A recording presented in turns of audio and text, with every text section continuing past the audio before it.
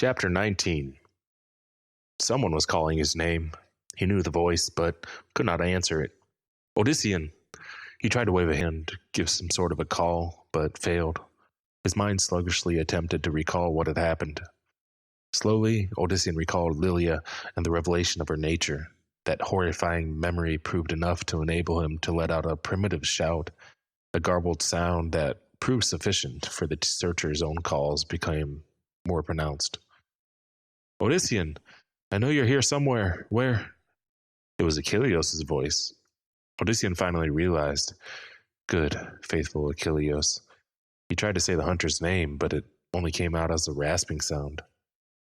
Here he is, said what sounded like Cerynthia. As grateful as he was to know that she also searched for him, Odyssean suddenly grew concerned. Lilia would take special pleasure in tormenting Cyrus's daughter. Soft hands took hold of his face.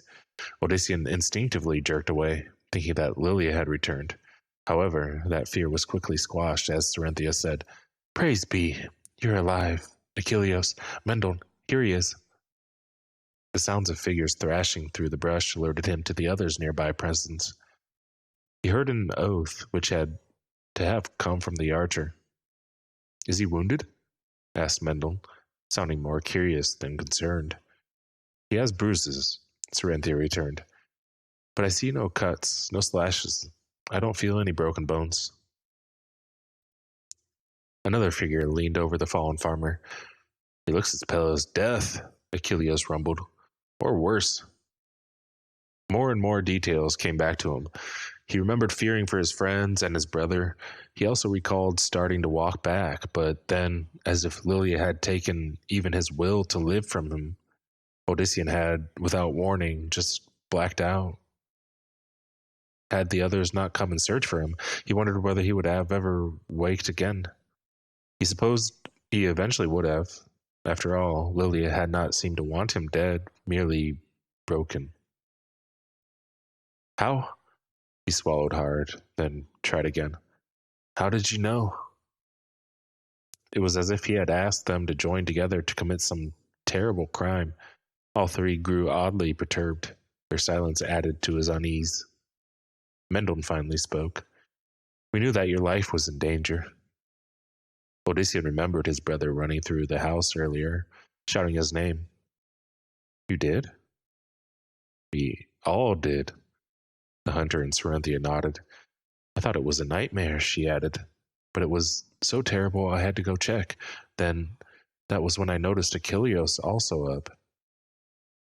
And barely had she and I met when Mendel came, insisting that he needed to see you a second time.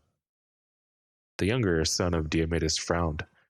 The notion would not go away, Odyssean. I knew that you might be angry with me, but I was determined to try to warn you again, only to have all three of us discover you and Lilia gone. Lilia, gasped the raven-tressed woman. We've forgotten about her. Odyssean, isn't she with you? She was. His answer came out as a croak, not because of his condition, but rather the repulsive memories. And yet, a part of him still yearned for her. His companions anxiously looked around. He quickly shook his head. No, don't look for her.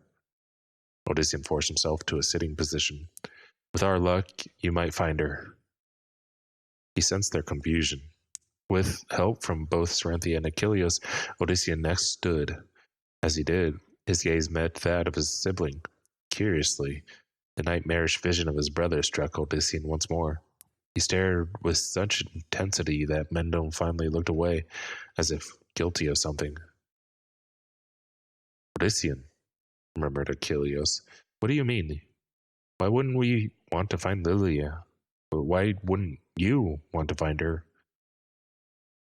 Had they not already been confronted by the reality of demons and spells, he could never have told of them.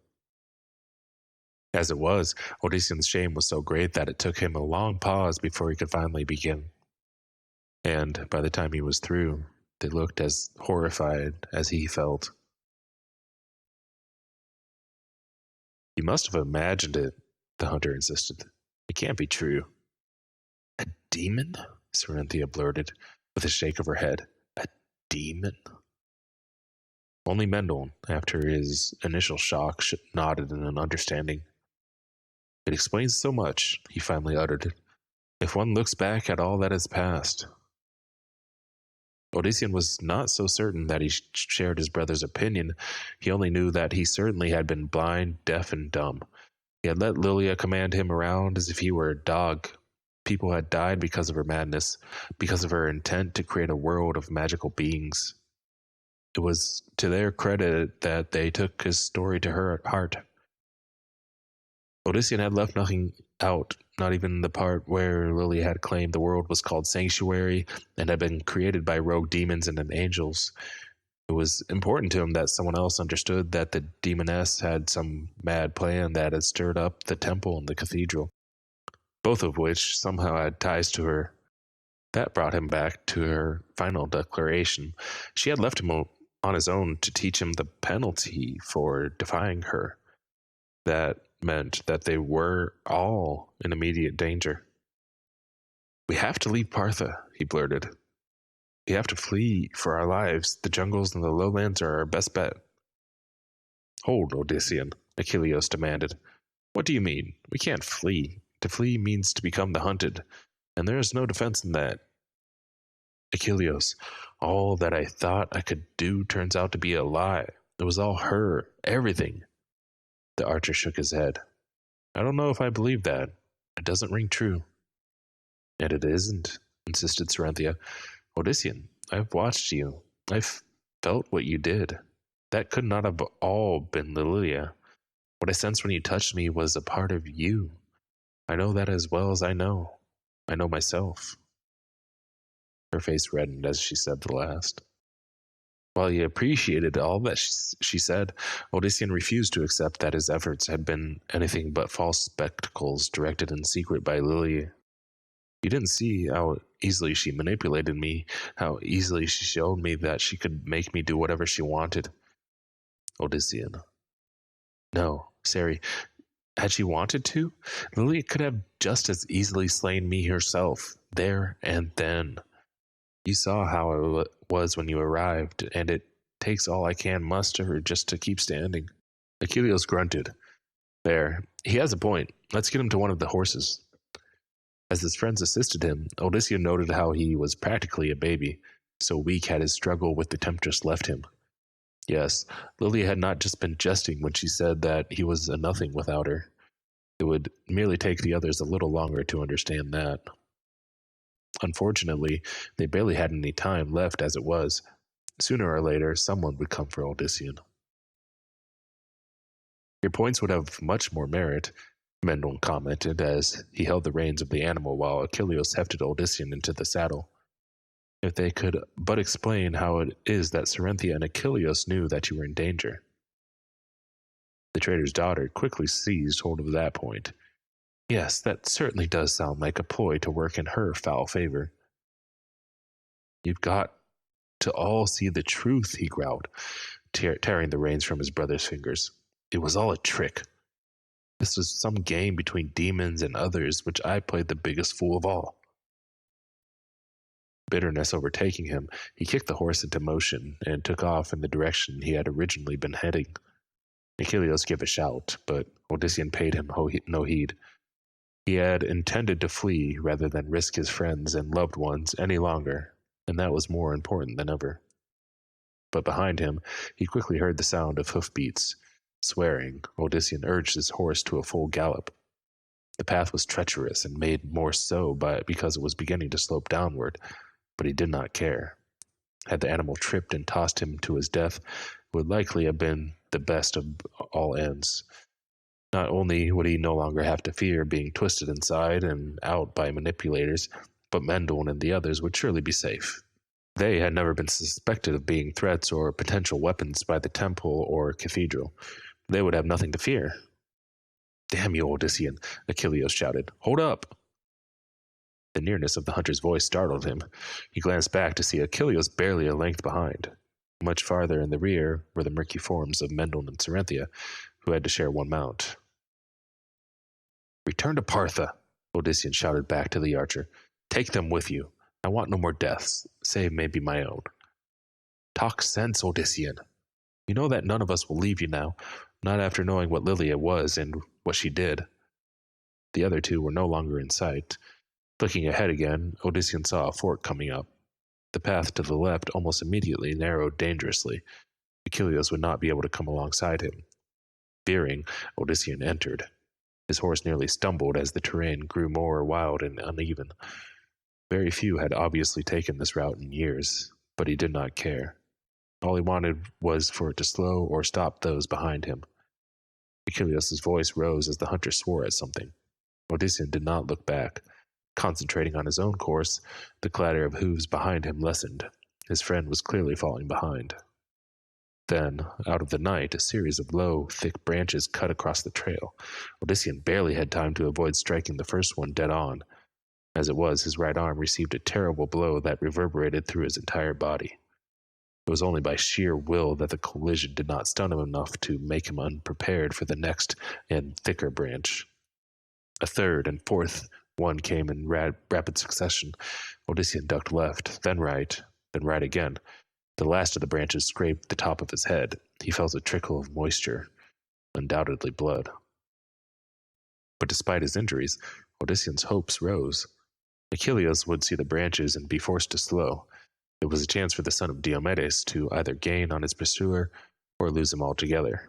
For there were places coming into the dim moonlight that promised Odyssean such cover that even the skilled hunter would be unable to track him. Then, a crashing sound nearly caused him to steer his horse directly into a tree. Without thinking, Odyssean slowed the animal. The noise had come from back up the path, about where the treacherous branches would be. The branches, and if he had not slowed, Achilles. Odyssean reined the horse to a halt and listened. Silence. No, the snorting of a horse. Not a horse in motion, though. He started to urge his mount forward, then hesitated again. Still no sound from other than the animal. With an oath, Odyssean turned back. He had wanted to lose Achilles, nothing more, if something worse had happened. The dark path proved just as haphazard to climb as it had to descend. Bits of earth and rock broke away under the hooves. At one juncture, the horse's shifting nearly caused Odyssean to slip. Ahead of him, a massive form loomed. Achilles' horse, but without the hunter. Where? A groan arose from somewhere to the left, where the path dropped precariously. Odyssean's fears increased. He pulled up and, barely waiting for his mount to halt, leapt to the ground. Every muscle burned. In his anger, he had paid little mind to his own state, and now his body was angrily reminding him that he could barely walk. Yet, despite that, Odyssean continued. He took both his mount's reins and those of the other horse and tied them to one of the very branches in question. Odyssean then stumbled in the direction of the moan. The irony of the situation did not escape him. Achilles had freely come up to help Odyssean, and this was how his friend had been repaid. Guilt vied with shame now. He remembered even hoping that one of the branches would cause Achilles trouble, although not to this extent. Nevertheless, Odyssean had been aware of the danger, and yet he had not cared about anything but his own choices. The descent was a slippery one, for the ground gave way with every step. There was still not a sound of the third horse, and Odyssean wondered just how far behind his brother and Cerynthia were. He could not simply trust that if he dragged Achilles up to the path that they would come across him. Odyssean had ceased believing in miracles, great or small.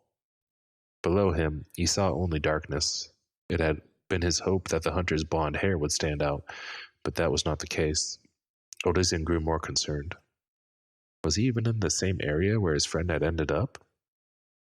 Then, some urge sent him toward the left, a place he would not have considered a possible location, yet when Odyssean thought of turning back, he found himself unable to do so. Frowning, the farmer delved deeper. A moment later, Odyssean spotted a rounded form. He dove toward it, reaching out and cautiously turning it over. As he did, a cough escaped the shape. Odyssean? Strange. I thought I was rescuing you.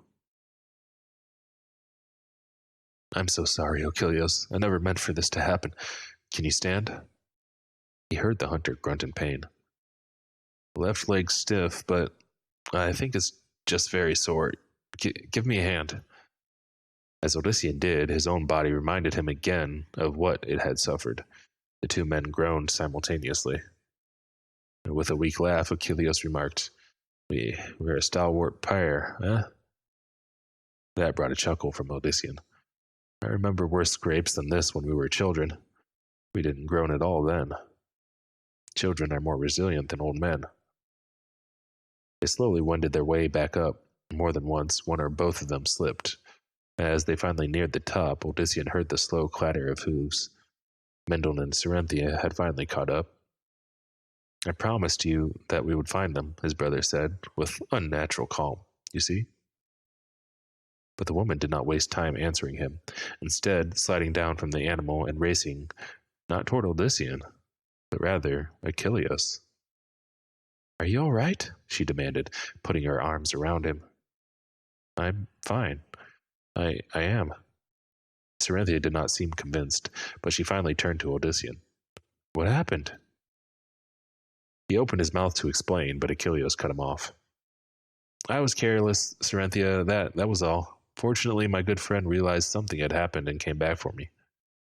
She ran her hands over the hunter's arms, chest, and face, not relaxing in the least, until she was certain that his injuries were shallow. Praise be, if something had happened. Odysseus saw that Achilles had spoken the truth when he had said that Cyrus's daughter had finally turned to him. It was one of the few things to make him happy this night. The two were in a good match. He felt his legs starting to give, keeping his tone level. Odysseus said, Let's get to the horses. It took every effort for both men to move, which caused renewed concern for Achilles and Cerynthia. Your leg, she gasped. Is it broken? No, just bruised, like my pride. I should know to watch out for low branches. Give me your arm, Cerynthia insisted. She all but seized the hunter from Odysseus and guided him toward his horse. Despite all that he had been through, the scene momentarily made Odysseus smile. Other hands suddenly came to his own aid. Let me help you, Mendel said, appearing next to him as if by magic. Put your arm over my shoulder. His brother's presence both comforted and shamed him further. Odysseus muttered, Thank you, Mendel. We are all we have left. His words struck the older son of Diomedes to the core. He had concerned himself so much with Lilia that he had not truly considered Mendel in as much depth as he should have. But with that renewed concern came again thoughts of what would happen to Mendel and the others if they remained with him. The Tarajan jungle, Mendel remarked quietly, without warning. The deepest of them all, southwest of Kazan. What about the Tarajan jungle? Blinking, his brother glanced at him. Tarajan? What do you mean? You mentioned the jungle, specified the Tarajan one, southwest of the great city. Did I? Mendel pursed his lips, but did not otherwise seem startled at his lapse of memory. It does strike me as a place to go, if we are not returning to Partha. He nodded toward his mount. I have some provisions and water, enough for us to get started at least. Admittedly, that and having two riders slowed us down during the chase. Odysseus could not hide his confusion. You gathered supplies? When? They were already prepared. I assumed that it was an extra mount that you had to abandon at the last moment. A glance at the horse ascertained for Odysseus that it was not the dark beast ridden by Lilia, yet what explanation was there for a fully laden animal found waiting just when his brother needed one? Not certain whether this was a gift or bait of a sort, Odysseus thought again of the jungles. There was merit in the suggestion, despite his questionable origin. Somehow, it coming from Mendel, he doubted that it had been planted by the demoness.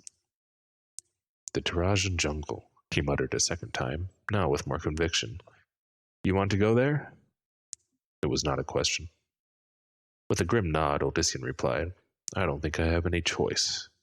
We do not have any choice.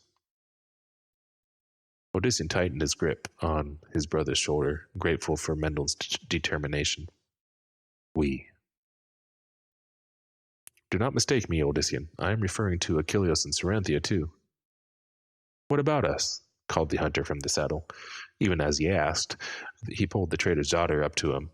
No one questioned the change in riding partners. We plan to ride to the Tarajan jungle, Mendel answered bluntly before Odyssean could properly phrase the suggestion himself. Tarajan? Achilles cocked his head to the side. The densest, most unknown I've heard. Few folks there. Taraja is the only city. The people said to oil their skins black and file their teeth like daggers. He let out a laugh. Sounds like a delightful place to visit. Odyssean thought of the journey ahead. They would first have to travel through other unexplored, possibly treacherous regions before reaching their destination. In truth, there was only one immense jungle, but being territorial, men always divided up places and gave them different names. The Tarajan jungle just happened to be a particular piece of the much vaster one. In fact, assuming they made it that far, it was very likely that they would not realize it for days after. He could not imagine Saranthia in such a place. Sari? If you say one word about me staying behind Odyssean old Diomed, I'll teach you to regret it. There's no question as to whether I'm going. Achilles grinned. And you know I won't argue with her either. Well aware of that, Odyssean nodded. However, he needed them to understand the urgency of the situation. If you come with me, there's no returning to Partha. I won't go back. There's too much of a chance that it'll be nearly impossible to leave again without arousing the entire town. This brought an immediate acknowledgement from Mendel. Seeing that, Achilles and Saranthia quickly acquiesced. I have some supplies and water, Odyssean's brother informed them. I'll provide fresh meat along the way, the hunter returned without a trace of conceit. All there knew that Achilles would be able to keep his promise with ease. There was really only one thing left to say, and Odyssean had to say it now. Thank you. I'd rather you all stayed back, but thank you. As Mendel mounted, he said, They will discover us come the dawn. We should be as far away as possible by then. No one could argue with that logic. When the Parthans realized what had happened, some of them would surely go out hunting for Odyssean, at least at first. He hated abandoning them, but it was for their own good. They would soon find out that their gifts were, in truth, nothing. They would feel tricked, and anger would replace adoration. As he led the party off, Odyssean thought of how violent that anger might become. He had left the others in Partha. They might have become the focus of the townfolk's ire. Certainly, they would have been run out of it. In a sense, Mendel and Achilles and Saranthia were better off with Odyssean, at least for the moment.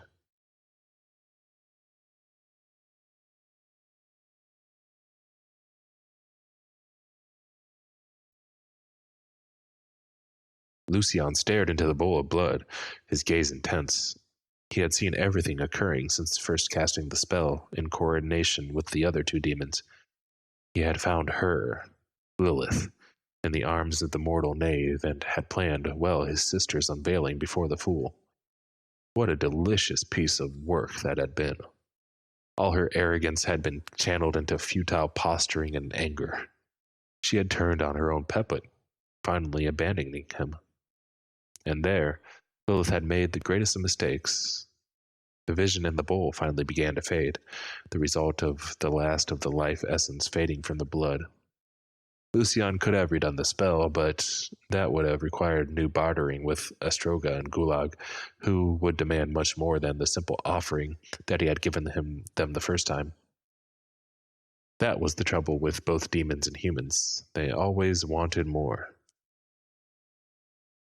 No, Lucian would handle this purely on his own, for the reward would be one too precious to share with anyone else. It would not be difficult to keep his two counterparts ignorant, for there was much that he had done since assuming his role as Primus of which they were unaware, of which even his father was unaware. Thank you for laying the groundwork, sister dear, Lucian rasped. He was also grateful to the late Malik and Deimos, servants who had fulfilled their duties, whether they knew it or not. It had been a shame to lose both of them, but Lucian already had a notion as to a competent replacement for the high priest, and there were always more vicious Morlu. What was important was that by touching Malik's demon limb, which, knowing the cleric's greed and his sister's sense of irony, had been a foregone conclusion, Lilith had not only revealed herself, but had inadvertently removed, for a brief moment, any magical shields she had created. It had been at that moment that a patient Lucian had cast the spell preparing the downfall of her plans. He had arranged so that, when certain elements went into play, Odyssean old Diomed would see her for what she actually was. It had all gone so perfectly. She had even played into it further, in her fury twisting the facts so that her puppet would not realize what was the truth and what was lies, and leaving Odyssean ready to be manipulated by him. Lucian's grin widened, then faded as the sensation that he was being watched overcame him. He immediately searched not with his eyes, but rather with his mind, pretending to stare at the fading scene in the bowl, while in actuality scouring the chamber of the other presence. Yet, despite his best efforts, he found no one but himself. Still wary, the son of Mephisto quickly searched the temple for the other two demons. He found Gulag down below, the destructive beast tearing apart Morlu for the simple pleasure of it. Other Morlu attacked the demon with gusto, inflicting wounds that immediately resealed. This lack of success did not in the least dull their hunger. They simply attacked anew, as a Gulag ripped another of them apart. The demon of destruction knew that so long as he did not eat any of the broken bits, he could cause as much mayhem as he desired. The Morlu would simply be resurrected with the end of the cycle, their slaughter only making them even more vicious warriors when they next fought. Satisfied that it was not Gulag, Lucian sought then for Astroga. The spider was a more cunning creature, being of Diablo's calling. If either of the two thought to spy upon him for their own goals, it would be that one. But Astroga remained in one of the shadowed corners he preferred, dining at this moment on what little remained of Brother Icarian. Around the shrouded, multi-limbed form, smaller arachnids scurried. They were of the essence of the demon, extensions of him that did his bidding while he waited. Could it have been one of them? Lucian considered, but knew that even the children, as Astroga called the creatures, bore his taint. Lucian would have recognized him in them. Still motionless, he surveyed the hidden chamber once more, but again found nothing. Demons, being what they were prone to unnatural distrust, and Lucian knew that even he was not immune from that. He finally pushed the incident from his mind. All that mattered was Lilith's puppet. She had set him on the path. Lucian would now complete his education. Or, if the human proved to be nothing of value after all, destroy him.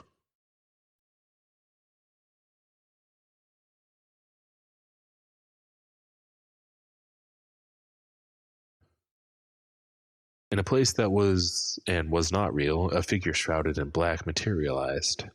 Around him there was nothing but absolute darkness, yet he showed no discomfort in being there. In fact, this was home for him, as much as anywhere had been in thousands of lifetimes. He waited in silence, aware that the one with whom he needed to speak would come when it was right to do so. The shrouded figure understood that it might mean waiting for what seemed days, weeks, or even years, but that did not matter. In the other place that was called Sanctuary, no time would pass at all. He would return at the very moment that he had left, which still might be too late. There was no sound, no wind. He felt solid ground beneath his booted feet, but knew that to be an illusion. In this place, everything that existed was but the dreams of his teacher. Then, from above there came illumination, a warm light that stirred his tired bones. He gazed up, his eyes immediately adjusting to the difference. Above him, what appeared to be an array of distant stars formed. At first they clustered together, but quickly began to spread far apart. As they did, they formed a vague shape. Like a constellation, the stars created a half-seen, gargantuan image to his trained eye, resembled a beast as mythic as himself. "It is her brother that moves," the shrouded figure murmured. "He does not. That can only mean one thing." And in a voice that would have made even angels pause, the other replied, "Yes, there will be death."